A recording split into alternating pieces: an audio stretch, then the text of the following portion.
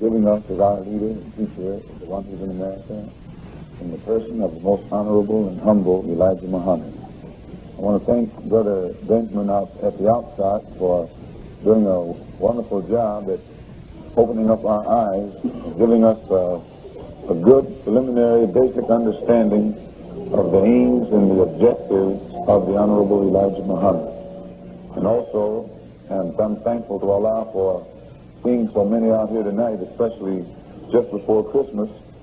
You know, it's next to a miracle when you get this many of our people together so close to Christmas, interested in anything whatsoever that's serious.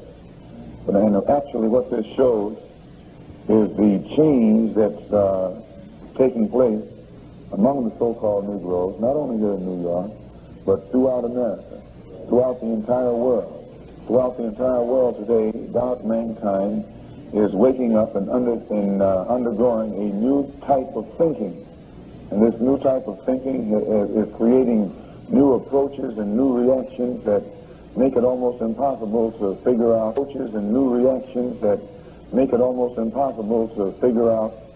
what the black man is going to do next. And by black man, we mean, as we're taught by the Honorable Elijah Muhammad, we mean that this includes those who are not white. He teaches us that black is the basic color in all colors. Black is the foundation or the basis. And all of our people, or all of the people who have not yet become white, are still black, or are at least part of the black nation. So here at Muhammad's Mosque, when you hear us use the term black, we mean everybody who is here. Whatever, despite your complexion, if you're here at the mosque, you're black. Because the only ticket you need to get into Muhammad's Mosque is to be black. So if you got in, you know you're black. You may not have known you were black before you came here. In fact, very few of our people really look upon themselves as being black. They think of themselves as practically everything else on the color spectrum except black. And no matter how dark one of our people may be, you never hear him call himself black. But now that the Honorable Elijah Muhammad has been teaching among the so-called Negroes, you find our people at all complexions running around here bragging about, I'm a black man. Well, this shows you that a new teaching is taking place and that there is new thinking among the so-called Negroes. If just yesterday you would have to admit that it was very difficult to get our people to refer to themselves as black, and then now all of a sudden you find all of us of all complexions not apologizing for being black, but bragging about being black. Well, there's a new thinking that has sprung up here in America among the so-called Negroes. And the one who is actually the author of this new thinking is the Honorable Elijah Muhammad. It is what he is teaching that's making our people for the first time proud to be black. And what's most important of all, for the first time, it makes our people want to know more about black, want to know why black is good, or what there is about black that's good. I might stop right here to point out, some of you may say, well, I come out here to listen to some religion of Islam, and all I hear you talk about is black. We don't separate our religion from our color, nor do we separate our color from our religion. The white man doesn't. The white man never has separated Christianity from white, nor has he separated white from Christianity. When you hear the white man bragging about, I'm a Christian, he's bragging about he's a white man. And the average Negro, when you hear him bragging about he's a Christian, he's bragging about he's a white man. Or he wants to be white. And usually those Negroes who brag like that, I think you'll have to agree, their songs and the things that they sing in church bear out that they have a greater desire to be white than anything else. My mother was a Christian, and father was a Christian. And I used to hear them when I was a little child sing songs, Wash Me White as Snow. My father was a black man, and my mother was a black woman. But yet the songs that they sang in their church were designed to fill their heart with a desire to be white. So many people, especially our people, they would get resentful to hear us say something like this. But then, rather than get resentful, All they have to do is think back over the many of the songs and much of the teaching and the doctrine that they were taught while they were going to church, and they have to agree that it was all designed to make us look down at black and up at white. So the religion that we have, the religion of Islam, the religion that makes us Muslims, the religion that the Honorable Elijah Muhammad is teaching us here in America today, is designed to undo in our mind what the white man has done to us. It's designed to undo the type of brainwashing that we had to undergo for 400 years at the hands of the white man in order to bring us down to the level that we're on today. So, when you hear us use when you hear us often refer to black, and almost in a boastful way, and actually we're not boasting, we're speaking of it in a factual sense, all we're doing is telling the truth about our people. Whenever you exalt black, that's not propaganda. When you exalt white, that's propaganda. Because no one can give biological evidence that there is any basis to elevate white or place white above everything else. But you can give biological evidence to show where black actually is the stronger and the superior of the two, if you want to make that kind of comparison. So never think ill of the person whom you hear representing the Honorable Elijah Muhammad if an overemphasis seems to be placed upon black, but rather sit and analyze and try and get an understanding. The Honorable Elijah Muhammad teaches us that of all the things the black man can study, or any man can study for that matter, history is best qualified to reward all research. You have to have a knowledge of history no matter what you're going to do. Anything that you undertake, you have to have a knowledge of history in order to be successful in it. The thing that has made the so-called Negro in America fail more so than any other thing is your and my lack of knowledge concerning history. We know less about history than anything else. There are black people in America who have mastered the mathematical sciences, have become professors and experts in physics, are able to toss Sputniks out there in the atmosphere, out in space. They're masters in that field. We have black men who have mastered the field of medicine. We have black men who have mastered other fields. But very seldom do we have black men in America who have mastered the knowledge of history of the black man himself. They are experts. We have among our people those who are experts in every field. But seldom can you find one from among us who is an expert on the history of the black man. And because of his lack of knowledge concerning the history of the black man, no matter how much he excels in these other sciences, he's always confined. He's always relegated to the same low rung of the ladder that the dumbest of our people are relegated to. And all of this stems from his lack of knowledge concerning history. What made Dr. George Washington Carver a Negro scientist instead of a scientist? What made Paul Robeson a Negro actor instead of an actor? What made Ralph Bunche, or makes Ralph Bunche, a Negro statesman instead of a statesman? The only difference between Bunche and Carver and these others whom I just mentioned, they don't know the history of the black man. Bunche is an expert, an international politician, a politician on the international level. But Bunche doesn't know himself. He has no knowledge of the history of his own people. He can be sent all over the world by America to solve problems for America, or to solve problems for other nations, but he can't solve problems for his own people in this country. Why? What is it that ties our people up in this way? The Honorable Elijah Muhammad says it boils down to just one word: history. When you study the history of Bunche, his history is different from the history of the black man who just comes here from Africa. And if you notice, Bunche was in Atlanta, Georgia during the summer, NAACP convention.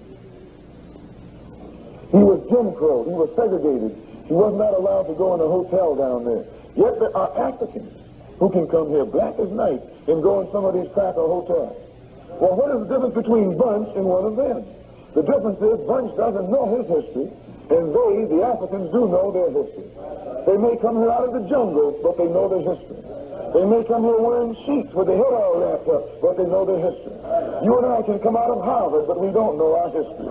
And the basic difference in why we are treated as we are, one knows his history and one doesn't know his history. The American Negro doesn't know his history. The American so-called Negro is a soldier who doesn't know his history. He's a servant in America who doesn't know his history. He's a graduate from Harvard or Columbia or Yale or Howard or Tuskegee who doesn't know his history. And because he doesn't know his history, he's confined. He's limited. He's held under the control and the jurisdiction of the white man who knows more about the history of the Negro than the Negro knows about himself. But when you and I wake up, as we're taught by the Honorable Elijah Muhammad, and learn our history, learn the history of our kind as well as the history of the white kind, then then the white man is at a disadvantage and we're at an advantage. The only thing that puts you and me at a disadvantage is our lack of knowledge concerning history. So one of the reasons, one of the missions, one of the objectives of the Honorable Elijah Muhammad here in America is not only to teach you and me the right religion, but to teach you and me history. In fact, do you know that if you and I know history, we know the right religion? The only way right now that you can become confused, become mixed up and not know which religion belongs to God is if you don't know history. In fact, you have to know history to know something about God. You have to know history to know something about God's religion. You have to know history to know something about God's people. You have to know history to know something about God's plans and God's purposes. And as I say, the only people who don't know history are the American so-called Negroes. If you know history, for an example, whenever you look at this religion right here, the only way you can explain it is to have a knowledge of history. Why is it called Christianity? It is called Christianity, they say, because it was named after a man called Christ, who was born 2,000 years ago. Now, you know, brothers and sisters, God is an old God, and the world is an old world. It's been here a long time. I think all of you will agree that the universe has been here longer than 2,000 years. And you'll also agree that the universe was made by God himself, that God created the universe. God created the people who are on this earth. God wouldn't create a universe. God wouldn't put a sun up in the sky and make 9 planets rotate around it, all of them inhabited. You and I inhabiting the planet Earth upon which we live. God wouldn't have done all of this and not given people a religion. God puts his religion here at the creation of the universe. God's religion is as old as the universe. In fact, God's religion is older than the universe. Now then, since you agree to this, and you'll also agree that Christ was born 2,000 years ago, which means Christianity is only 2,000 years old, this couldn't have been God's religion. If your knowledge of history shows you that God couldn't call his religion Christianity, because Christianity is only 2,000 years old. So if this is the case, then what was God's religion called before the birth of Christ? Can you see the importance of history? Why, if you didn't know history, you'd think that this was God's religion. And you'd be running around here practicing this, wondering why everybody doesn't practice this. Because some people have a better knowledge of history than others do. It is only the people whose knowledge of history is limited who try and jump up and say that Christianity is the name of God's religion. If Christianity hasn't always been the name of God's religion, it now isn't the name of God's religion. God doesn't change the name of his religion. God doesn't even change his religion. God doesn't change his mind. God's mind is made up from the beginning. He doesn't have to change his mind, because he knows all there is to know all the way down the wheel of time. He never has to change his mind. His mind is made up. His knowledge is complete. It's all encompassing. Do you understand? So, once you can see, and I think you can, that it's almost impossible for God to call this his religion. What did God call his religion?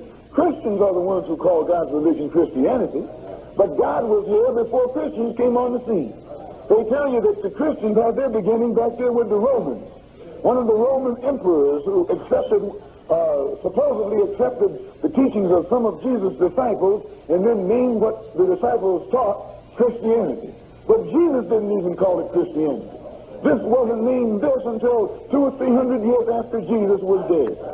Right or wrong. Any history book will tell this. Any Bible will tell this. Any religion, any theologian should have a knowledge of this. And the only Negroes who will contend with this are those who don't know history. And most Negroes don't know history. And most Negroes will contend with this. But when you tell it to the white man, he shuts his mouth. Because he knows that this is true. So then those who have studied a little deeper, they'll say, well, before God called Israel, before it was called Christianity, it was called Judaism. Isn't this what they say?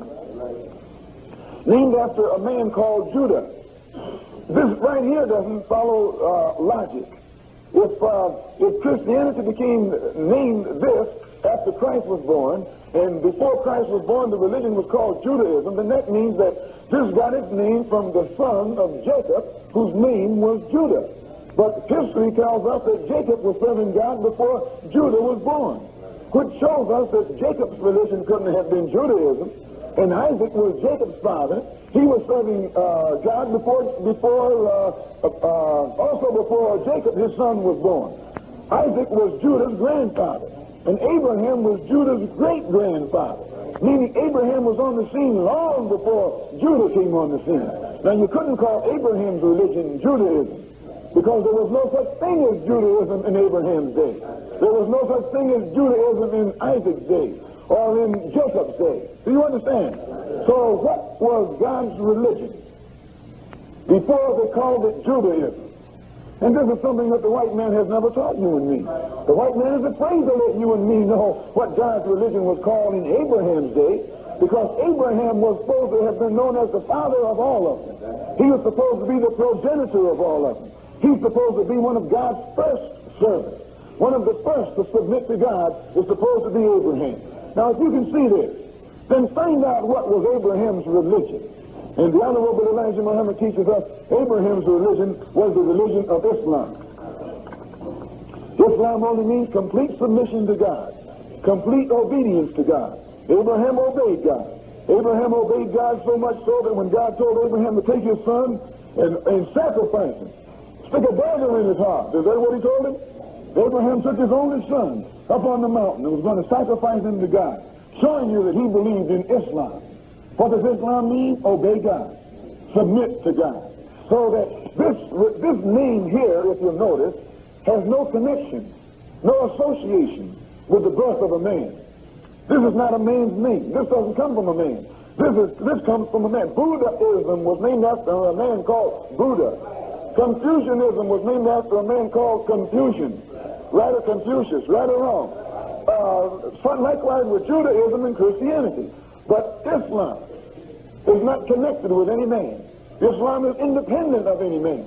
Islam is an act, which means submit completely to God or obey God. And when you say your religion is Islam, that means you're a Muslim. So, to clarify this, what must you do? You must have a knowledge of history. If you don't have a knowledge of history, you'll run around calling yourself a Christian, swearing you're serving God. Or you run around saying that your religion is Judaism, you swear you're serving God. If your religion is Christianity, you follow in Christ. If your religion is Judaism, you follow in Judah. If your religion is Buddhism, you follow in Buddha. Do you understand? And they're all dead. And if you follow them, you'll die too. This is where it leads you. Wherever your leader is, that's what happens to you. Now, we who follow the Honorable Elijah Muhammad, we believe in Islam. We don't believe in Muhammad. We believe in Islam. He teaches us the religion of Islam. Do you understand the difference? These people they believe in Christ. They believe Christ is God. Oh, yes, they do. That he was born of the Blessed Virgin. That's what they believe. Didn't have a father, just a spirit. And then came into the world and was crucified and went up into space. They believe that. But they believe that because they don't know history. Because you'll find the people, if you notice, the Jews have a greater knowledge of history than the Christians do. Do they not? The Christian history only goes back 2,000 years. The history of the Jews go back beyond 4,000 years. Can you see this? And the Muslim history goes back. There's no limit to the Muslim history. If you notice, the Christians can only go back to what they call the Greek Empire. Usually they go back to that's what they call the Occidental, the beginning of the Occident, the Greek Empire, Roman Empire, and so forth. The Jews have a knowledge of history that goes back into Egypt and Babylon. You notice how they all go back farther than the other. But now the Muslim history goes back. It has no limit. There are no chains on how far you can go back when you're a Muslim. The Christian and the Jew combined go back to whom? To Adam. And they stop right there. And they say beyond him there was nothing happening. Well, this is because they don't know. But the more history they have, the greater their knowledge of history is, this has an influence on the type of religion that they accept. You understand? All praise is due to Allah. Another example. What makes the royal family of Europe or any country differ from the peasants? Royalty knows its ancestry. Royalty knows its history. This is what makes them royal. You can't have a king who can't trace his history on back into his forefathers. The only way he can be king is to be born a king. But if you take away his history and he doesn't know who his forefathers are, what does he become? A peasant, a common ordinary man. Same with the Jews and the Christians. It's because the Jews have the longest record of history that they can call themselves the chosen people. The Christians can't call themselves the chosen people because their history is not long enough. They can't go back to the time when the choice was being made. But the Hebrews, the so-called Jews, they can go back so far they can lay claim to that which actually is not theirs. But the reason they can claim it because nobody else that they're dealing with can go back far enough to dispute it. But the Muslims. Do you understand? So the Honorable Elijah Muhammad's mission is to teach the so-called Negroes a knowledge of history, the history of self, of ourselves, our own kind, and by giving us a knowledge of this history concerning our own kind, show us how we fit into prophecy, how we fit into the prophecies of the Bible, biblical prophecy.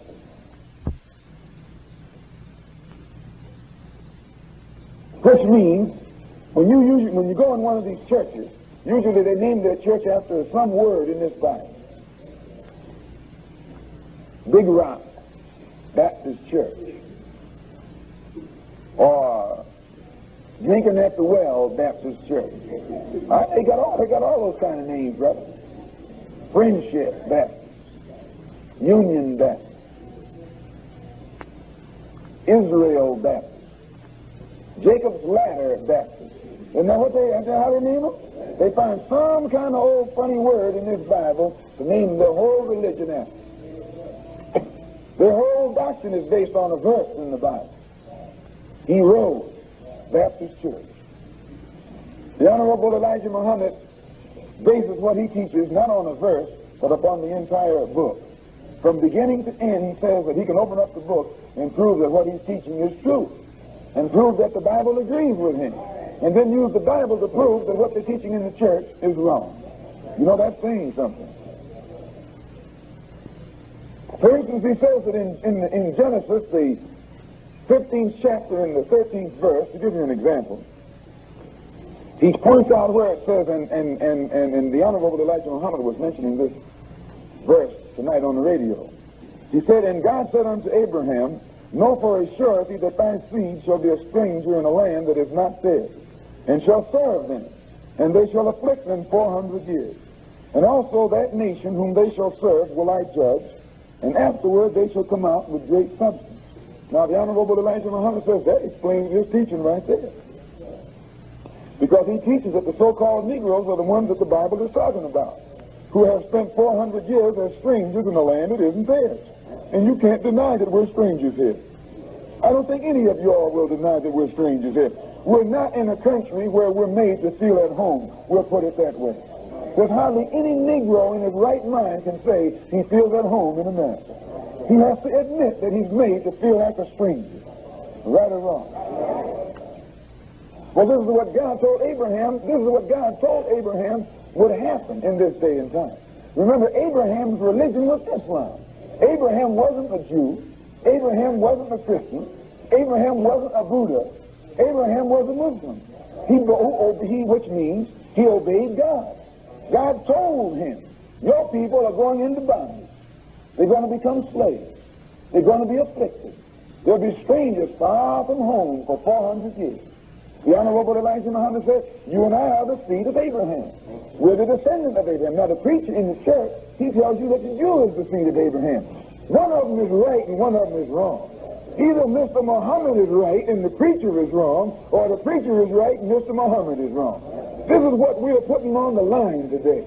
Who is the seed of Abraham? Is it this blue-eyed, blonde-haired, pale-skinned Jew, or is it the so-called Negro? You. Who is it? And what makes it so pitiful, many of our people would rather believe that the Jew is God's chosen people than to believe that they are God's chosen people. They would rather believe that God is going to save the Jew than to believe that God is going to save them. They would rather believe that the Jew is better than anybody else than to believe that they themselves are better than anybody else. This is a Negro. Wouldn't nobody else think like this but a Negro? Nobody else would put everybody in, would rather believe that the Jew is better than anybody else than to believe that they themselves are better than anybody else. This is a Negro. Wouldn't nobody else think like this but a Negro? Nobody else would put everybody else on top of him but the Negro. No one else would place himself below everyone else but the Negro. I mean, the American Negro. Tell me what God said. That the people would be strangers. The Jews aren't strangers. The Jews know their history. The Jews know their culture. The Jews know their language. They know everything there is to know about themselves. They know how to rob you. They know how to be your landlord. They know how to be your grocer. They know how to be your lawyer. They know how to join the NAACP and become the president. Right or wrong. They know how to control everything you got. You can't say they're lost, but the poor so-called Negro, he hasn't control over anything. He doesn't control the NAACP. He can't control the Urban League. He can't control CORE. He can't control his church. He can't control his own school. He can't control his own businesses and his own community. He can't even control his own mind. He's lost and lost control of himself and gone astray.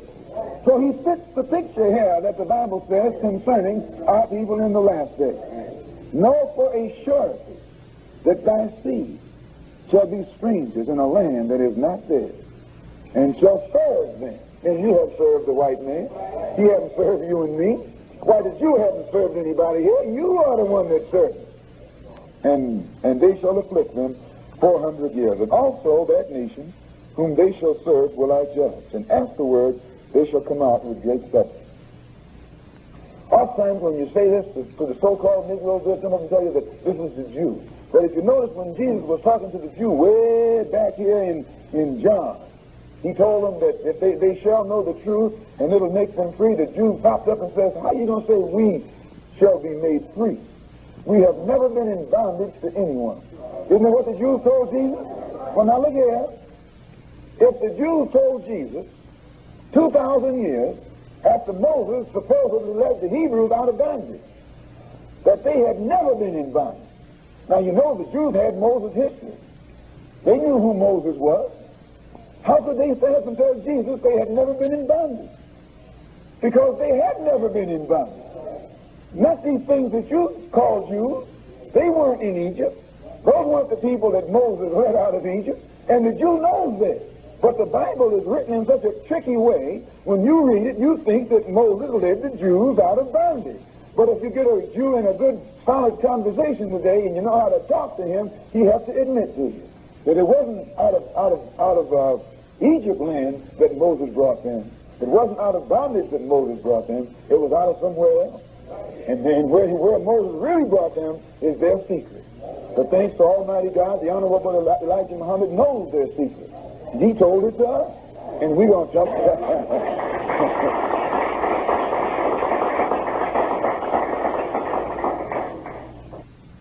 If the Bible says that God is going to judge that nation, the nation that enslaved his people, how will he keep from destroying his own people? Same Bible is a book of history.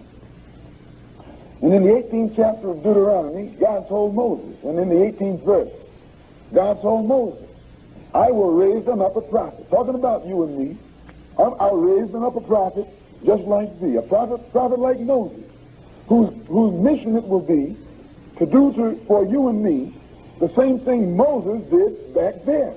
It would be a prophet like Moses. And back when you get down into Malachi, he lets it be known that just before he comes to judge that nation, the name of the prophet or messenger whom he would send among the people, his name would be Elijah. Because before the coming of that great and dreadful day, I'll send you Elijah. And Elijah's job will be to turn the hearts of the children to the fathers and the hearts of the fathers to the children. What do you mean turn the hearts of the children to the fathers? The so-called Negroes are childlike people. We're like children. No matter how old you get, or how bold you get, or how wise you get, or how rich you get, or how educated you get, the white man still calls you what? Boy. Why? You're a child in his eyesight. And you are a child. Anytime you have to let another man set up a factory for you, and you can't set up a factory for yourself, you're a child. Anytime another man can open up businesses and you don't know how to go into businesses for yourself and your people, you're a child. Anytime another man sets up schools and you don't know how to set up your own schools, you're a child. Because a child is someone who sits around and waits for his father to do for him what he should be doing for himself, or what he's too young to do for himself, or what he's too dumb to do for himself. So the white man, knowing that here in America all the Negro has done, and this is, I hate to say it, but it's the truth. All you and I have done is build churches and let the white man build factories. You and I build churches and let the white man build schools. You and I build churches and let the white man build up everything for himself. And then after we build a church, we got to go and beg the white man for a job and beg the white man for some education. Am I right or wrong? That's a shame. It's too bad, but it's true. And it's history. So it says that these childlike people who will be children following after the white man, it says in the last day that God will raise up Elijah. And Elijah's job will be to turn the hearts of these children back toward their father. Elijah will come and change our minds. He'll teach us something that will turn us completely around. When Elijah finds us, we'll be easy to lead in the wrong direction, but hard to lead in the right direction. But when Elijah gets through teaching the lost sheep or the lost people of God, he'll turn them around. He'll change their mind. He'll put a bone in their back. He'll make them throw their shoulders back and stand upright like men for the first time. It says he'll turn the hearts of these children toward their fathers and the hearts of the fathers toward the children. This is something that the Honorable Elijah Muhammad is doing here in America today. You and I haven't thought in terms of our forefathers. We haven't thought of our fathers. Our brother are back home. Our fathers are in the East. We run around here begging the great white father. You never hear black people in this country talking or speaking or thinking in terms of connecting themselves with their own kind back home. They're trying to make a contact with the white man. Pick up on that. That's true. Trying to make a contact, trying to make a connection with the white man. Trying to make a connection with a kidnapper who brought them here. Trying to make a connection with actually the man who enslaved them. You know, that's a shame. It's pitiful, but it's true. The Honorable Elijah Muhammad says that when Elijah comes, the book says, when Elijah comes, what Elijah would do would be to teach these people the truth. And the truth that Elijah would teach to the people would be so strong, it would make all this other stuff that the preachers are talking about sound like a fairy story. Elijah would open the people's eyes up so wide that from then on a preacher couldn't talk to them. And this is really true. Do you know people have come to Muhammad's mosque, and no matter whether they believed in what Mr. Muhammad is saying or not, they never can go back and sit in the church. This is true. What the Honorable Elijah Muhammad does is turn on the light. And when he turns on the light, it enables us to see, to think, and to be able to see and think for ourselves. He shows us where the white man, what he has taught us concerning history has actually been a distortion. He's never given you and me true facts about history, neither about himself nor about our people. You know, I read a book one day called The Four Cities of Troy.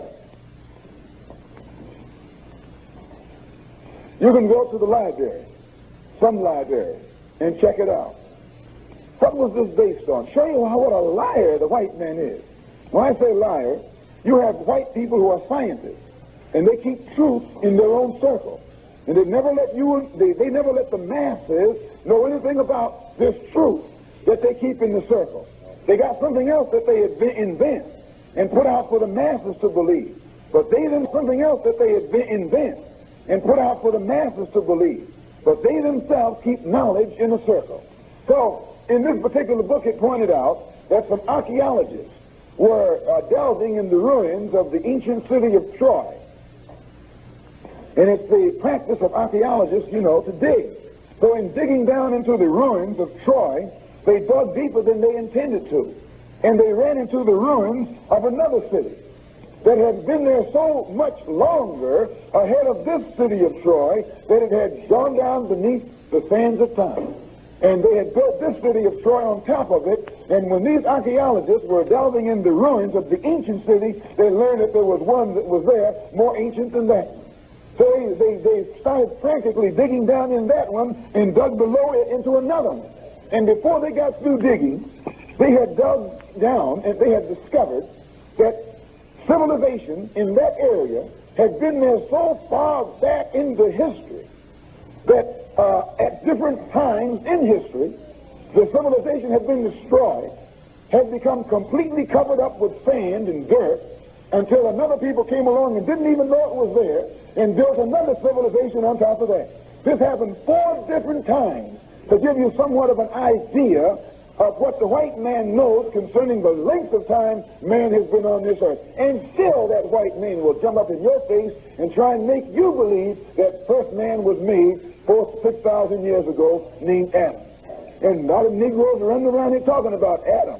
That's God caught him. God took some dust and breathed on it and told Adam, come forth, and there he was. Now, that's a shame. It's all right when you were a little baby to believe that God made a little doll out of the sand or mud and breathed on it, and that was the first man. But when you were a child, it's all right to believe like that. But here in 1962, with all this information floating around in everybody's ears, you can get it free. Why, you should open up your mind and your head and your heart and realize that you have been led by lies. And today that it's time to listen to nothing but naked, undiluted truth. And when you know the truth, as Jesus says, truth will make you free. Abraham Lincoln won't make you free. Truth will make you free. When you know the truth, you're free. Also, you have your archaeologists, anthropologists, other forms of historians who agree, pretty well agree, that they don't know how long man has been on earth. But they do know that he has been on earth longer than 6,000 years. And they know that man was not made just 6,000 years ago. They know this now. But a long time ago, they didn't know it. There was a time when man had less ribs than a woman. People believe that because they said that God made Eve from one of Adam's ribs. So Adam had a rib missing. And they actually ran around here believing that man had one less rib. And they were shook up when they really got into the science of anatomy and discovered that man, all his ribs were there. They began to wonder then what happened there in the Bible. That's a shame, brother. How long has man been here? In the Bible, in the first chapter of Genesis, and in the 26th verse, after God had made everything else, it says here, and God said, let us make man.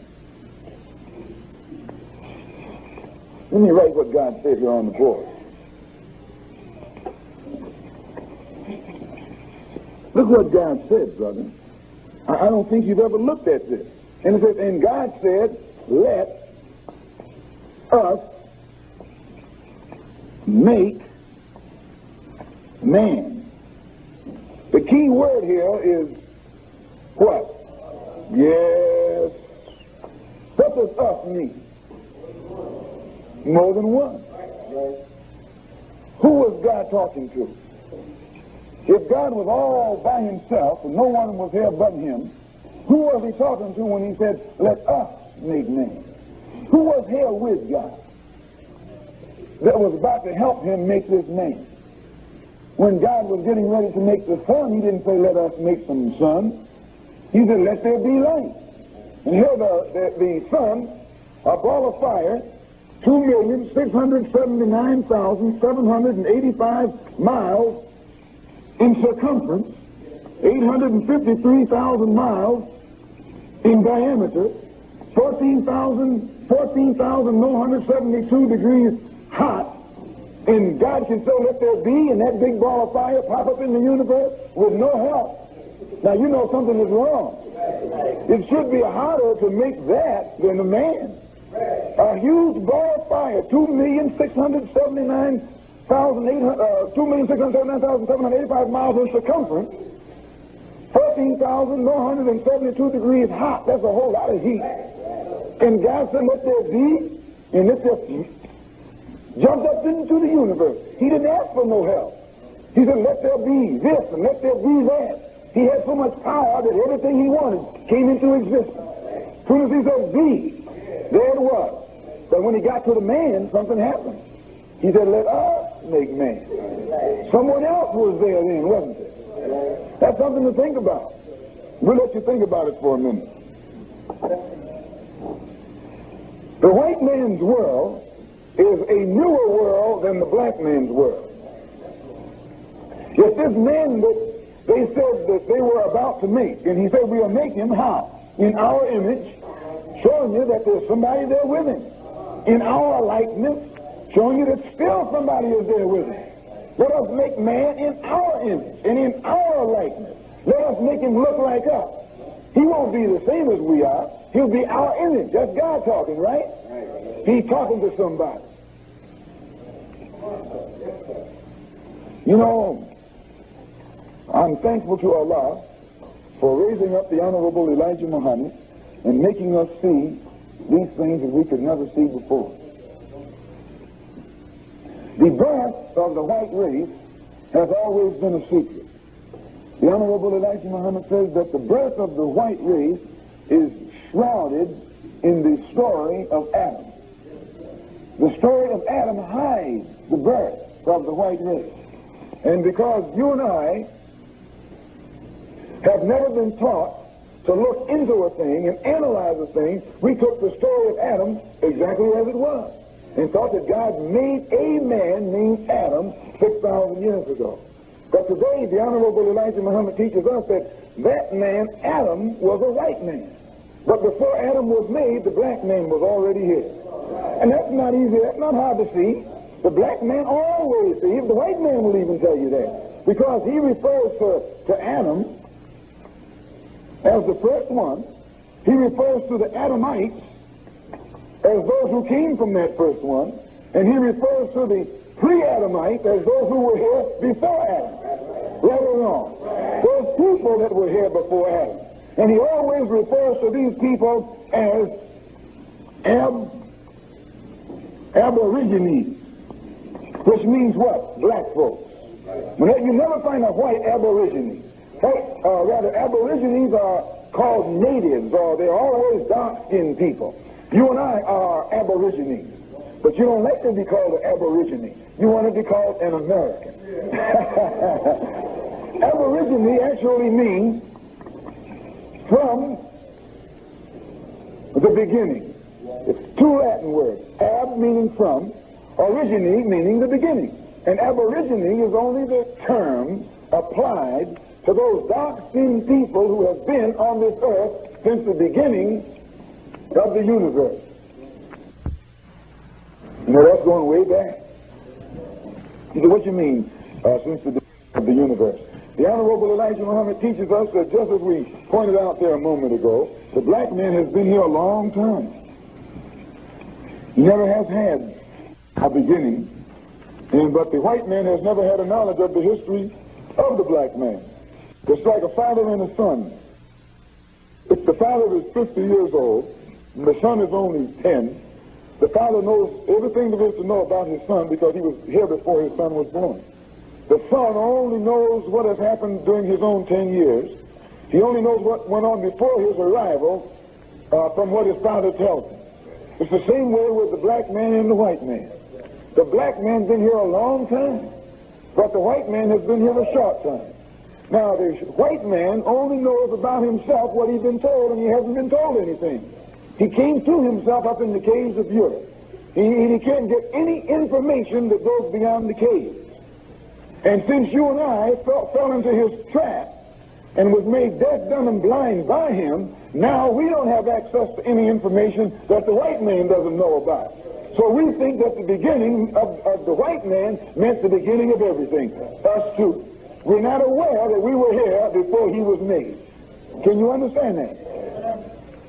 The Honorable Elijah Muhammad teaches us that back 66 trillion, since you and I fell into his trap and was made deaf, dumb, and blind by him, now we don't have access to any information that the white man doesn't know about.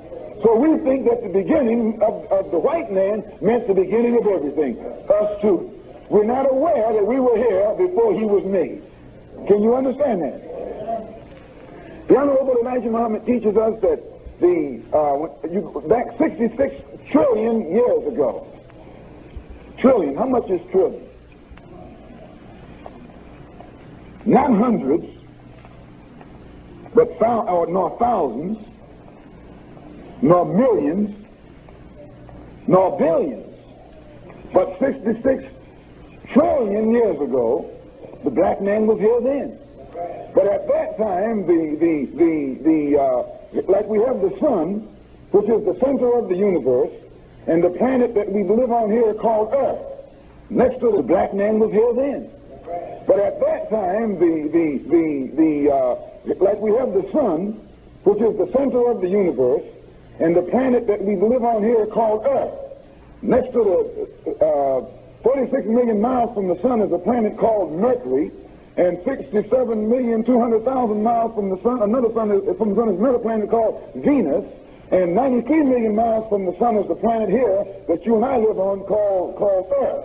141,500,000 miles out here is a planet called Mars, and 483 million miles from the sun is a planet called Jupiter, and 886 million miles from the sun is a planet called Saturn, and on down the road a piece are a couple more planets. So right here, this planet that this planet that you and I live on called Earth, that rotates around the sun. The Honorable Elijah Muhammad teaches us that 66 trillion years ago, our people were living on this planet. The black man was living on this planet. But in those days, it was larger than it is now. And the planet Mars that was off here beyond us had an effect upon our planet then in the same manner that the moon affects us today. At that time, there was no moon up there. Where was the moon? The moon was down here. The moon was part of this planet. The moon and this planet were one planet. And the black man was living here then. He was a scientist. He was a wise black man. Black men have always been wise. Black man has always been the wisest being in the universe. And among these beings, black beings, there is one who is supreme. He's referred to as the supreme. So the Honorable Elijah Muhammad says that a wise black scientist 66 trillion years ago began to argue with the other scientists because there was something, he wanted the people of Earth to speak a certain language. And because they wouldn't agree, he wanted to destroy civilization. So this scientist drilled a shaft into the center of the Earth and filled it with high explosives and set it off. He was trying to destroy civilization. He was trying to destroy the black man. But you can't destroy the black man. The black man can't destroy himself.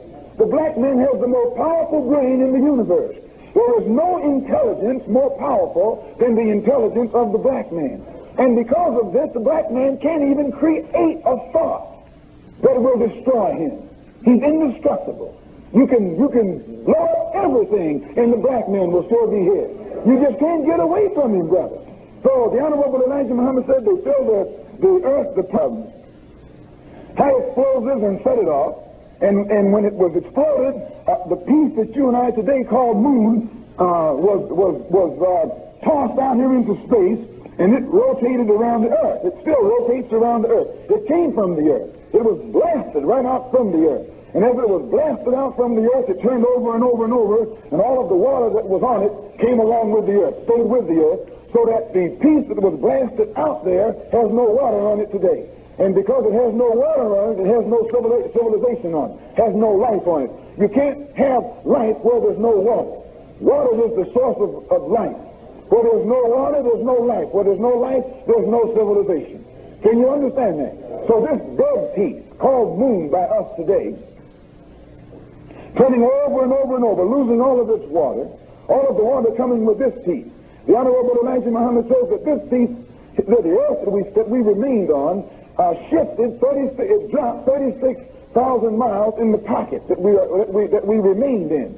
And as it dropped, and all of the water came with it, it left a situation where today, he says, the earth that we now live on weighs 6 sextillion tons. The weight of it is 6 sextillion tons. And as it makes its way around the sun, the strong power of the sun's rays striking the equator causes the planet to turn on its own axis at the speed of 1,137 and a third miles per hour. Now you would say that, and he teaches us that the square mileage of the earth is 196,940,000 square miles, which means only 57,255,000 square miles of land stick up out of 139,785,000 square miles of water.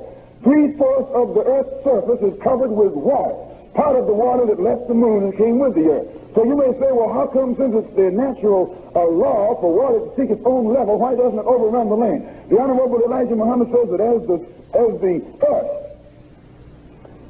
speeds around the sun, turning on its axis 1,037 and a third miles per hour, it creates gravity, and the strong attracting power of the sun pulls on the waters of the earth, pulls them up into the sun and up into the earth's atmosphere in a fine mist that the naked eye can hardly detect.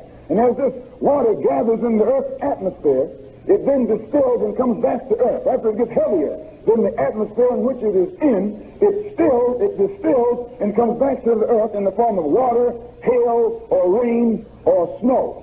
All of the water that you see coming out the sky went up into the sky. Everything that's coming down on the earth got up there by leaving the earth. Do you understand?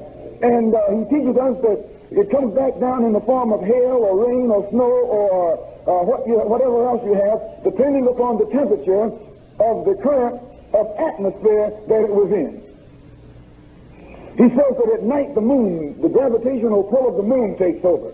And because the power of the moon is not as great as that of the sun, once the attracting power of the sun is absent at night, then the moon takes over. And since it can't pull the waters up like the sun does, it still has that magnetic pull, and it causes the waves that you see out there on the ocean to churn. This is the moon that does that. The moon makes the waves go up and down. It never lets them level out. If it leveled out, it would overrun the land. It also causes the shifting of the tides. This is the pull of the moon upon the waters of the earth. If it weren't for the attracting power of the sun and the moon upon the earth, why, the waters would overrun the land and drown out civilization. All of this was done by man himself, not some mystery God, but a black man set this up. And you and I have been running around here in the trap that the white man put us in, thinking that the only one who can do anything either is a mystery God, and what the mystery God doesn't do, the white man does. The Honorable Elijah Muhammad said that all the time that this was going on, there was no white man. White man was nowhere on the scene. He says that when the moon was blasted away and we came along with the earth, in fact, one tribe was destroyed. Prior to the time that the explosion took place, there were 13 tribes. In the explosion set off 66 trillion years ago, the 13th tribe was destroyed. And then all of the time down through the wheel of time since then, there were 12 tribes. Until 6,000 years ago. And 6,000 years ago, a scientist named Yaqub created another tribe on this earth. Understand? Prior to the time the explosion took place, there were 13 tribes. But the 13th tribe was destroyed in that explosion. And from then until now, just 6,000 years ago, another tribe came on the scene. It was made, different from all of the 12 tribes that were here when it arrived. A new tribe, a weak tribe, a wicked tribe, a devilish tribe, a diabolical tribe, a tribe that is devilish by nature. So, but before they got on the scene, the Honorable Elijah Muhammad, when we came with the earth, the oldest city on earth is the holy city of Mecca in Arabia. Mecca is the oldest city on earth. Mecca is the city that is forbidden. No one can go there but the black man. No one can go there but the Muslim. No one can go there but the believer. No one can go there but the righteous. And at Mecca are kept the records of history that go on back into the beginning of time. He says that 50,000 years ago, another scientist named Shabazz became angry with the scientists of his day. He wanted to bring about a tougher people. He wanted the people to undergo a form of life that would make them tough and hard, and the other scientists wouldn't agree with him. So this scientist named Shabazz took his family and wandered down into the jungles of Africa. Prior to that time, no one lived in the jungle. Our people were soft. They were black, but they were soft and delicate. Fine. They had straight hair. Right here on this earth. You find some of them look like that right today. They are black as night, but their hair is like silk. And originally all our people had that kind of hair. But this scientist took his family down into the jungles of Africa, and there, living in the open, and living a jungle life, eating all kinds of food, it had an effect on the appearance of our people. Actually, living in the rough sun, in the rough climate, our hair became stiff, like it is now. We undertook new features that we have now. The Honorable Elijah Muhammad says that the only hair that the black man has today that looks now like it looked prior to 50,000 years ago is your and my eyebrows. Right here, you notice all Negroes got straight, don't care how nappy their head is, they got straight eyebrows. Some of them, when you see a nappy eyebrows Negro, you got somebody. But all of this took place back in history, and everything the Honorable Elijah Muhammad teaches is based on history. Now then, where does the white man come in? The Honorable Elijah Muhammad says that the wise black man who was a master of science, he never wrote his history like it's written today of the past, but the wise black man in that day wrote his history in the future. The Honorable Elijah Muhammad says that the circumference of the earth is 24,896 miles, approximately 25,000 miles. So he says the wise black man in the East writes history a year to every mile. He writes history to last for 25,000 years, not in the past, but in the future. He says that on this earth there are wise black men who can tune in and tell what's going to happen in the future just as clear. They can see ahead just as clear as they can see in the past. And every 25,000 years, he says that civilization reaches its peak, or reaches its perfection. And at this time, the wise black man can hear a pin drop anywhere on the planet Earth. And they sit down and write history to last for 25,000 years. After this history has expired, they put it in a vault at the holy city of Mecca and write a new history. This has been going on and on and on and on and on. So he says, in the year one of the cycle in which we now live, the king, he says, in the East there are 24 wise men. They're spoken of in the Bible as 24 elders, or 24 prophets, or 24... Muhammad says that when these 23 men are called together by this one, which makes 24. And these 23, presided over by the 24th, are spoken of in the book of Revelations, where John said he had a vision in heaven where there was a throne. And around the throne were 24 seats, and on the seats sat 24 elders. These 24 elders that are called angels are actually 24 wise black men who live right here on this earth. But no one knows who they are. At the end of every 25,000 years, this one calls all of them into conference. And they sit down at the holy city of Mecca. The history for the past 25,000 years has expired. and it's time to write a new history. So these scientists begin to tune in on the population of the planet Earth. And he says that back in this day, at that time, there were 5 billion people on this earth, all of them black, not a white man in sight. 5 billion people, not a white man in sight. So he says that when these 24 scientists begin to tune in, they look down through the wheel of time. They can tell not only what the people on this earth are thinking, but they can tell what their children are thinking, what their unborn children's children are thinking, what their unborn children's children's children are thinking. They can look right down through the wheel of time and tell minute by minute, hour by hour, day by day, week by week, month by month, year by year, for 25,000 years exactly what is going to take place. And they discovered that in the year 8,400 to come, they would register among the 5 billion black people, 70% would be satisfied and 30% would be dissatisfied. And out of that 30% would be born a wise black scientist named Yakub. And Yakub would teach among these 30% dissatisfied, from whom he would come and create a new race, start a new world, and a new civilization that would rule this earth for 6,000 years to come. So they brought these findings back to the king. It was put in the book, and by the way, that which is written to last for 25 years is called Holy Quran.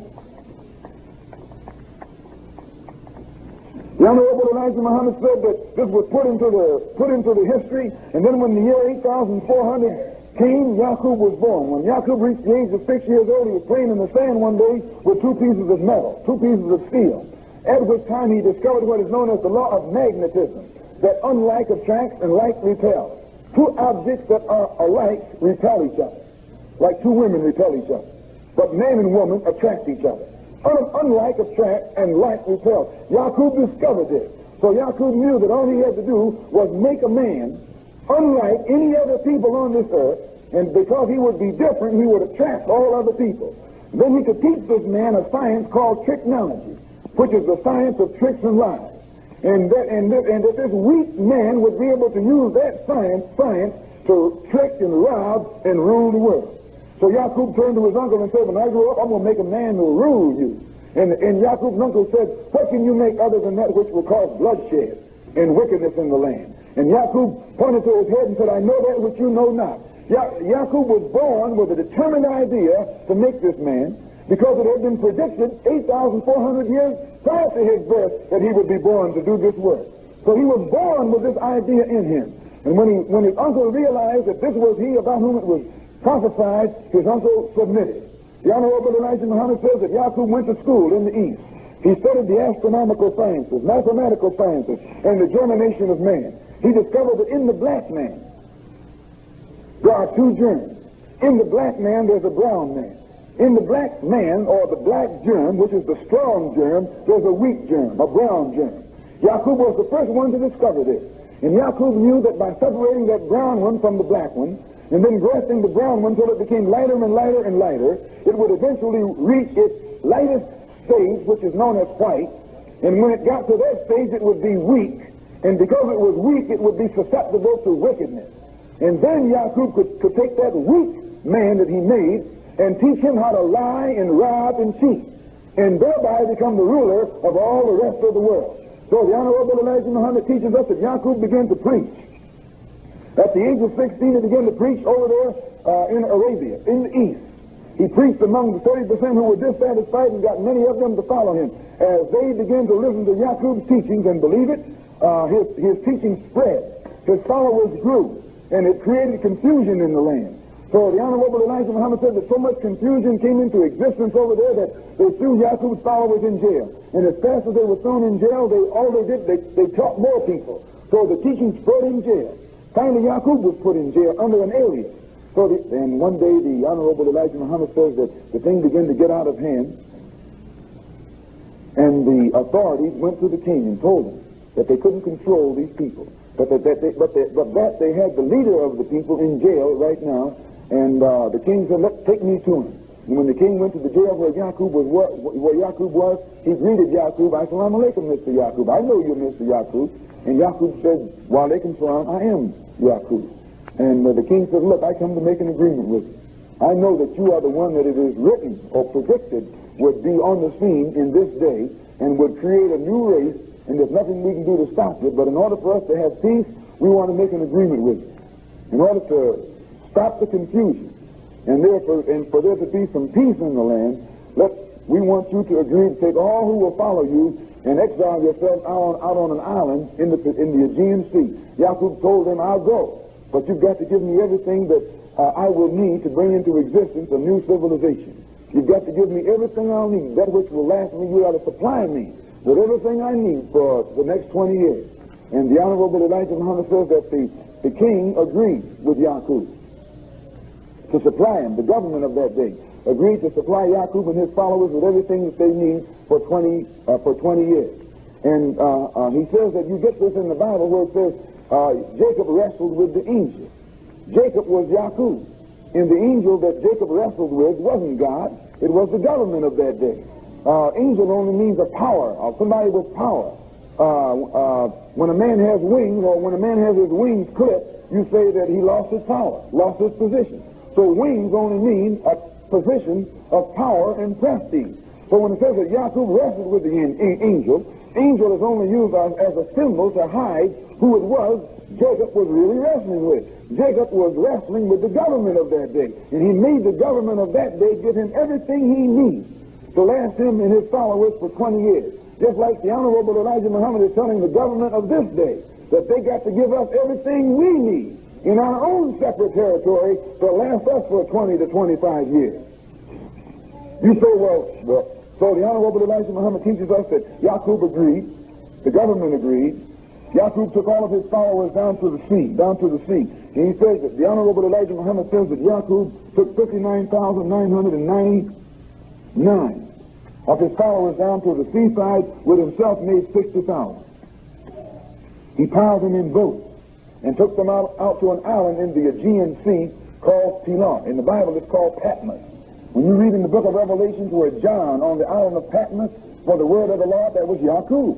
What was John doing on the island of Patmos? John was Yaakov.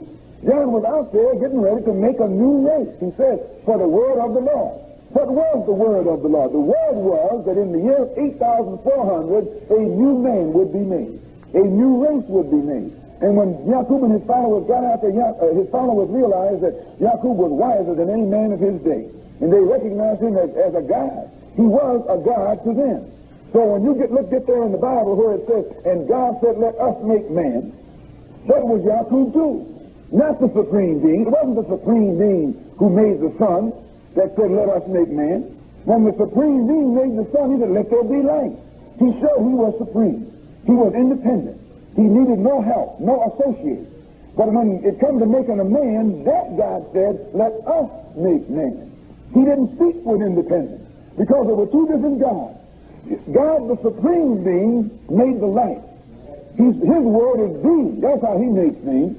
But Yaakov, who was a lesser God, he said to 59,999 of his followers, let us make man. Let us make a man in our image and in our likeness. We're going to make a white man. Yaakov, this was Yaakov taught. Make him in our image and in our likeness, and give him dominion over the fowl of the air and the fish of the sea and the creatures of the land.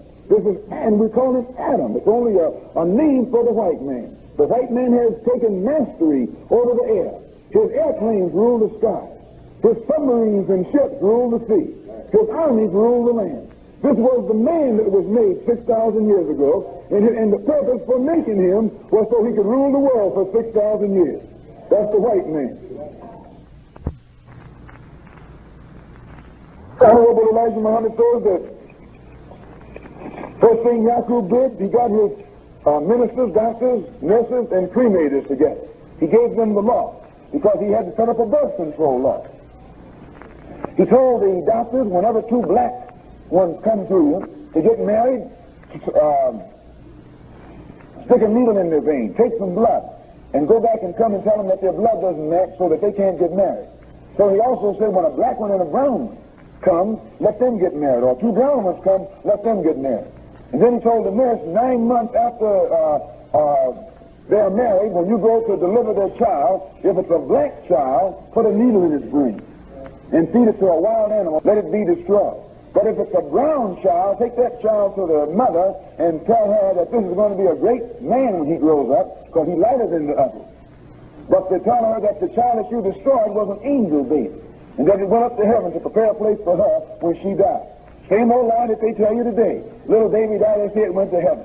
A baby died, goes the same place a man goes when he dies, right down into the ground. Is that right or wrong? So the Honorable Elijah Muhammad has taught us that Yaqub right there set up his birth control law. Within 200 years, they had killed off all the black babies on the island. Everything black on the island had been destroyed. And then Yaqub only lived to 150 years old, but he left laws and rules and regulations behind for his followers to go by. And after they had destroyed all of the black on the island of Pilar, then they began to work on the brown. They saved the yellow and destroyed the brown. Because see, in the black there's brown. In the brown there's yellow. Can you see how it goes? The darkest one always has a lighter one in it. So in the black man there's a brown man. In the brown man there's a yellow man. In the yellow man there's what? A white man. Oh yeah. Getting weaker all the time. So it took 200 years to destroy the black. And then they worked on the brown for 200 years, and in 200 years all the brown was destroyed, and all they had on the island of Pilar was a yellow or mulatto-looking civilization. And then they went to work on it and began to destroy it out, so that by the time after 600 years of destruction on the island of Pilar, they had grafted away the black, grafted away the brown, grafted away the yellow, and all they had left was a pale-skinned, blue-eyed, blonde-haired thing that you call a man, but actually the Bible calls him the devil. That's the devil that the Bible is talking about. Oh, Lucifer, Satan, or the serpent. Because the lighter they got, the weaker they got. As they began to get lighter and lighter, they grew weaker and weaker. Their blood became weaker. Their bones became weaker. Their mind became weaker. Their morals became weaker. They became a wicked race. By nature, wicked. Why by nature? The book says, concerning the devil, he says, he was conceived in iniquity and born in sin. What does it mean? That it took, when Yaqub's, when the nurses, at the outside, the nurses had to kill the little black baby. But after a while, it got so that the mother, through having been brainwashed, hated that black one so much, she killed it herself. Killed it herself. And saved the light one. And right on down, for 600 years, in order for the white one to come into existence, the darker one was always murdered. This went right into the nature of the child that was being born. The mother wanted a light baby when the child was being conceived. Just went right into the baby.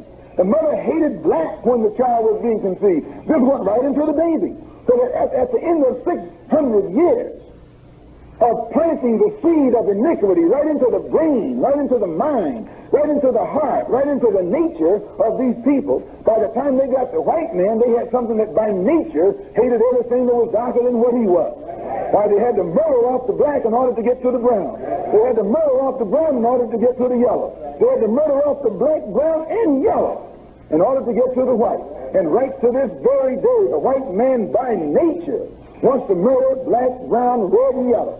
You don't have to teach him to kill a black man. He does it for sport. He does it for kicks. He does it because it's nature to do it. Do you understand that? So in 600 years, now they got a devil on the scene. A blue-eyed devil. A blonde head, oh yeah.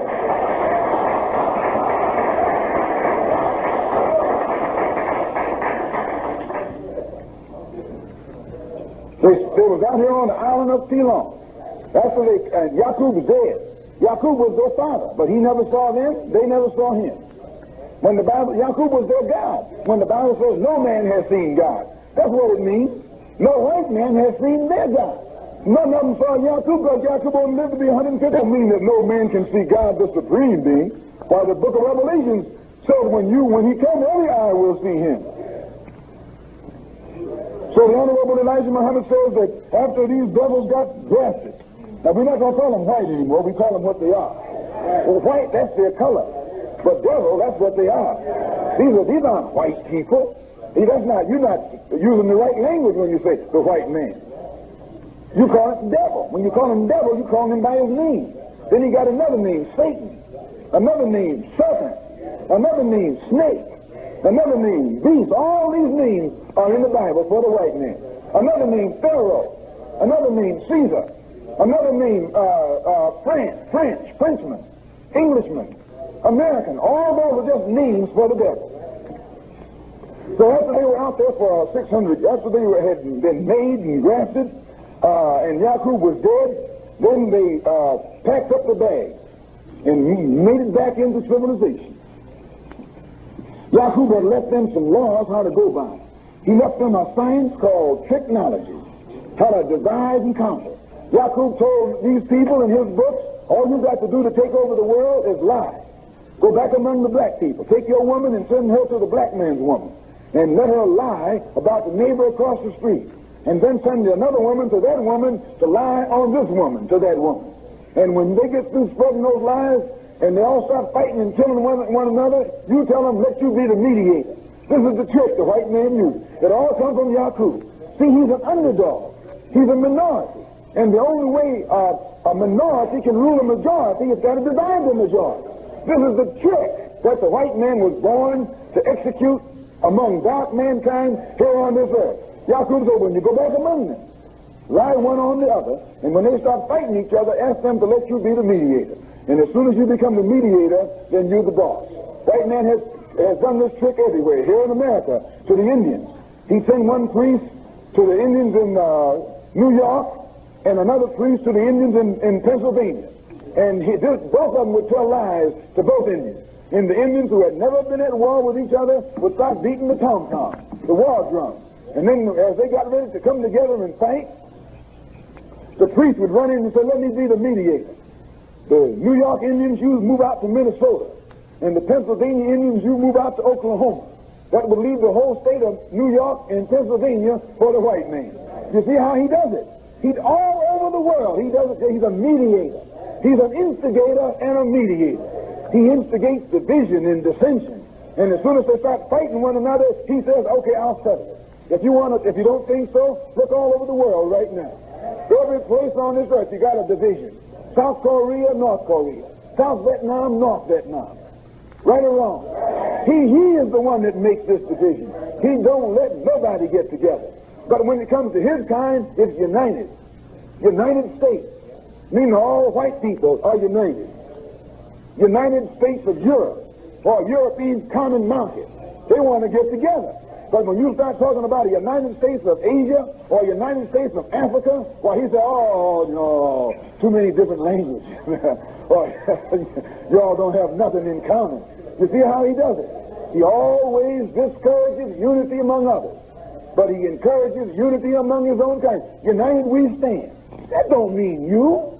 You are, yeah, Negroes jump up and say, yeah, united we stand. They don't mean you. That means the white man. The white man is the one who stands united. So the Honorable Elijah Muhammad said that these devils went back into Arabia. When they got there, they started telling lies. They started confusion. And in 6 months' time, they had turned heaven into hell. Oh yeah, had so much fighting going on among our people, brother, it became hell. We never did fight each other. We loved each other. We're in harmony with each other. And when these devils came back into our midst, they turned our paradise into a hell. So it was taken to the king, and the king looked in the book and said, well, these are Yaqub's people. They were made to do what they're doing, and the only way we'll have peace is to get rid of all of them, put them all to death. So the king gave the order for all of the devils to be rounded up. And by devil now I mean all those blue-eyed, blonde-haired, white things. He gave orders for them to be rounded up there in the east. And they were rounded up. They were rounded up and taken down to the edge of the Arabian desert. They were stripped naked, stripped of everything except their language. The Honorable Elijah Muhammad says that we put a lambskin apron around their waist to hide their nakedness. We put them in chains and marched them across the hot sands of the Arabian desert. This is what the black man did to the white man, brother. This is what the gods did to the devil. Actually, if you think that I don't know what I'm talking about, those of you who are Masons, those of you who have gone into the Masons, you go through this and don't understand. When you go in, they put a lambskin apron around your waist. They put you in what's called the cable's hole, right or wrong. And then they make you jump up and down on an electric mat. Make you take off your shoes and make you put the juice in the mat and make you jump up and down. Why? What are they getting at? That's all a sign of what happened to the white man 6,000 years ago. If this don't, But you're supposed to be walking the hot sands when you jump up and down. Right or wrong? You all been in some of that stuff. They tell you that that's crossing the hot sand. And you go up to old Negro Mason and ask him, when you cross the hot sands, were you walking or riding? He tell you, I was walking. He's a fool, because he was riding. He was riding horseback. He was riding on a camel. It was the white man that was in chains. It was the white man that had the apron around him. It was the white man that was walking the hot sand. We walked him at high noon. We wouldn't even let him walk at night. We stopped at night. And you know how hot the sands are, the sun and the sand is in Arabia. We expected the white man to die when we were running him out of the east. But that fool lived, brother.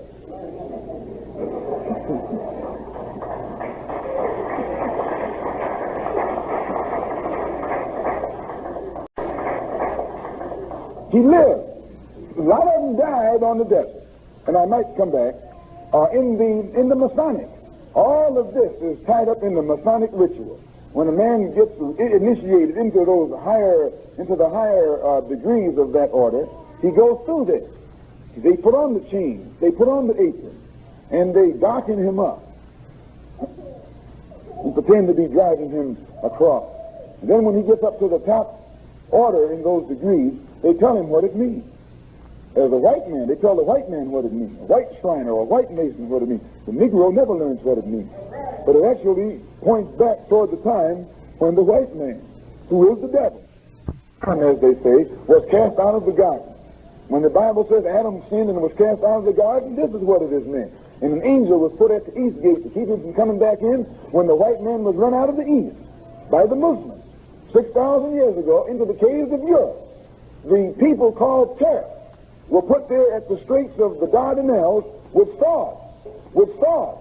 And any old devil that they caught trying to come back across the water, off went his head. The book tells you that the angel had a flaming sword.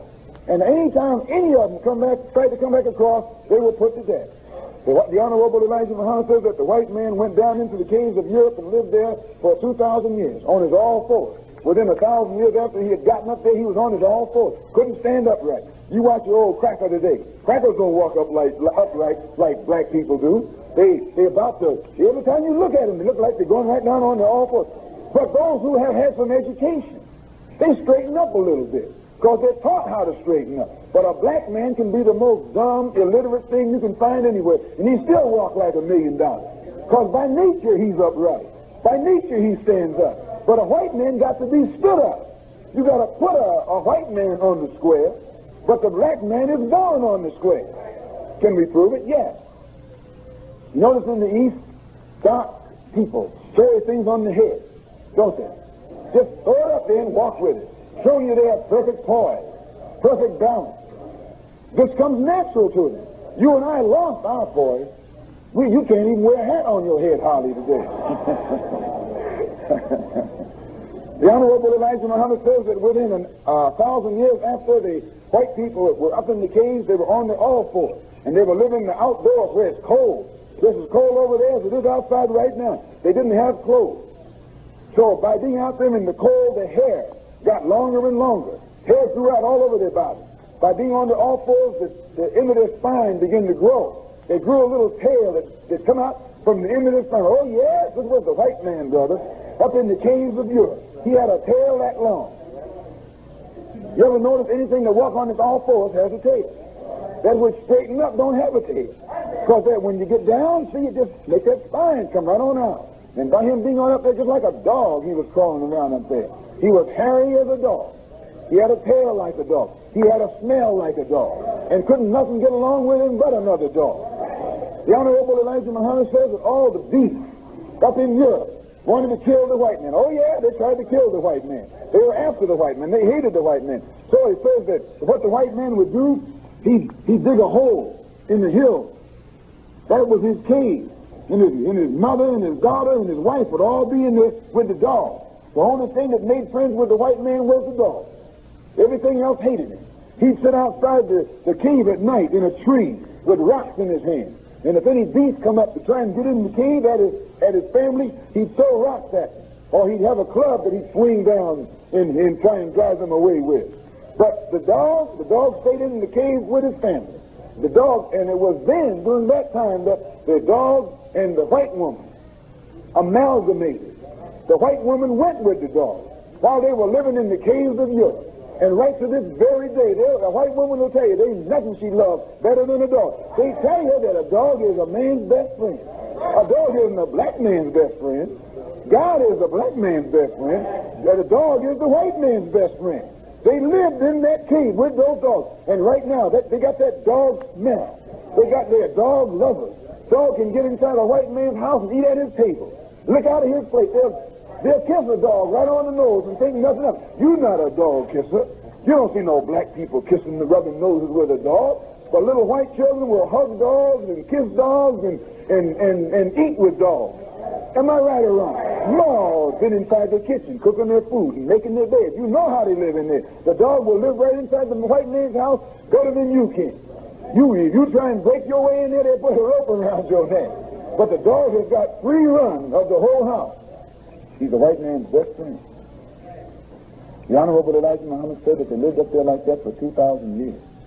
And at the end of 2,000 years that the scientists in the East, realizing that it was originally predicted that the white race would rule for 6,000 years and that they had already lost 2,000 years in the caves of Europe, they sent a prophet up there from Mecca to teach the white race, this race of death, how to become civilized again and get up on become upright and come back and rule like they had originally been made to. The name of that prophet was Moses. And this is why you have so many of what they call the secret books of Moses. Moses never went down into Egypt. Moses went into the caves of Europe and civilized the white man. It was Moses who went into Egypt and went into Europe, into the caves, and what we call raised the devil from a dead level to a perpendicular and placed him on the square. Moses taught the white man how to cook his food. Moses taught the white man how to build a house for himself. He taught the white man also some of the technology that Yakub had originally meant for them. And it was Moses who put the white man back on the road toward civilization and told him that he's supposed to rule for 6,000 years, that much of his time had already been lost, but that at the end of time, one would come who would destroy the whole white race. Moses taught them this. Now, this is why when the Jews, 2,000 years later, the Jews were looking for the Messiah, and they thought that Jesus was the Messiah. And they put him to death because they knew when the Messiah comes that the Messiah was going to destroy that whole race of death. The Jews knew this. So they put him to death, thinking that they could stop him from destroying them. But actually they made a mistake because Jesus 2,000 years ago wasn't the Messiah.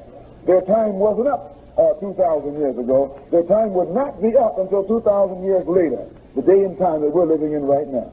So, brothers and sisters, my time has expired. I just wanted to point out that the white man, a race of devils, was made 6,000 years ago. This doesn't mean that to tell you that they were made, that this implies any kind of hate. They're just a race of devils. They were made 6,000 years ago. They were made to rule for 6,000 years.